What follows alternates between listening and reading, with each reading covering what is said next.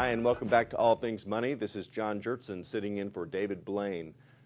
We began the show talking a little bit about defined benefit plans, about what a pension is and how it's managed. So just to review and recap, you have a pension assets and you have pension liabilities. The pension assets are very easy to measure what they are. The pension liabilities gets into a lot of very complex calculations that involve assumptions dealing with life expectancy, tenure expectancy or turnover expectancy. Interest rates is a big one. A lot of assumptions go into measuring what their present liability is, because you can't just promise people. Say you had nobody that's retired and you have only people that are working, and so you say, great, we don't owe anybody anything. But you do, in the future, you're going to owe all of those employees that are qualified for that pension, you're going to owe them money. If you're the employer, you're going to need to actually put money into that pension plan so that in the future you'll be able to pay those retirees. And so calculating that that pension liability is somewhat more complex, or substantially more complex, and can get kind of arcane. And unfortunately, there's quite a bit of latitude that companies have to make certain assumptions that will change what that liability is. And so it's in their interest to be at least well-funded, if not overfunded, because if they're underfunded, then they have to make up and sort of amortize that underfunded status by making additional planned contributions, and that can get them into trouble and can destroy profitability pretty quickly. So it's in their interest to tell you that everything's going to be okay.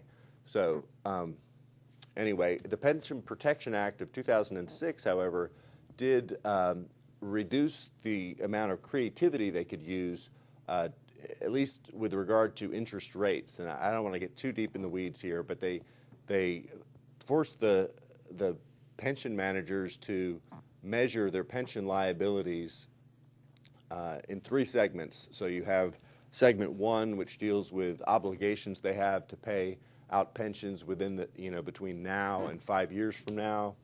So that's a short term, and the assets that they might have to, anyway, that's the short term ones. And then there's a segment two, which is like from 5 to 20 years, and a segment three, which is beyond 20 years.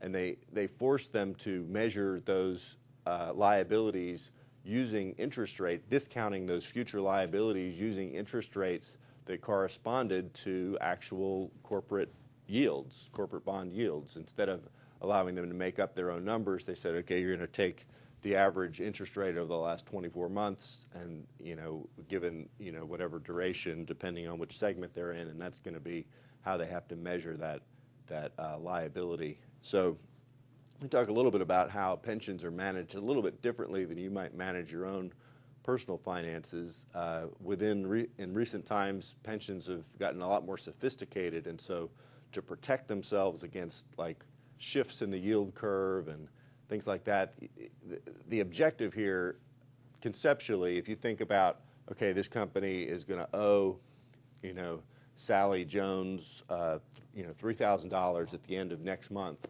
Well, that is, they could own a Treasury bill that's going to pay $1,000, or what did I say, $3,000. They're going to own an instrument which is going to mature in the month that they're going to need to pay it out. So they could hold zero coupon bonds.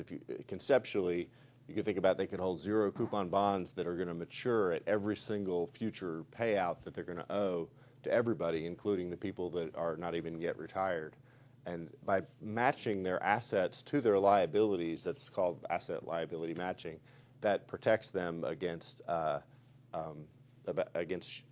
shifts in the yield curve and that sort of thing. By using Treasury inflected instrument, Treasury inflation protected securities, or TIPS, they can immunize themselves against inflation and a rise in interest rates. So the Pension Protection Act of 2006, which actually didn't go in effect fully until 2008, forced the pensions to use interest rates and to value their pension liabilities based on corporate bond yields. And so that was all well and good. But then in 2008, of course, you know what happened in 2008, and in an attempt to flee to safety, interest rates on bonds went way down, and then in the subsequent recovery, to try and boost economic activity, the government has essentially, artificially perhaps, kept interest rates very low and made them even lower. So we have a very low, very sort of unprecedented low interest rate environment now. And what that does to pensions is it makes them have to use a much lower discount rate in measuring their future liabilities. Unfortunately, that makes their present pension liability seem, or actually be, a lot larger, and it's going to force them to make a lot larger contributions into their plan because their plans are going to be just wickedly underfunded. So that's the landscape upon which the moving ahead, what is this? Moving Ahead for Progress in the 21st Century was passed, and this is a bill that is ostensibly about highways and about road construction, and you can look this up on the internet. It's basically $105 billion allocated over 2 years to help strengthen America's highway system. And buried within this bill is some major changes in how pension plans are allowed to measure their pension liabilities. And I say it's just kind of funny the way Washington works.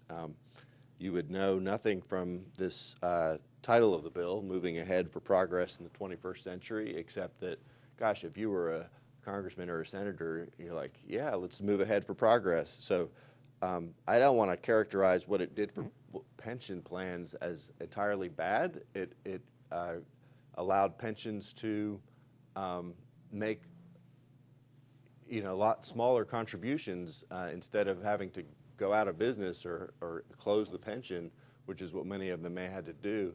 But it does kick the can down the road a bit, as we'll see in the last segment. And after all, it is a bill that's about roads, so maybe that's appropriate.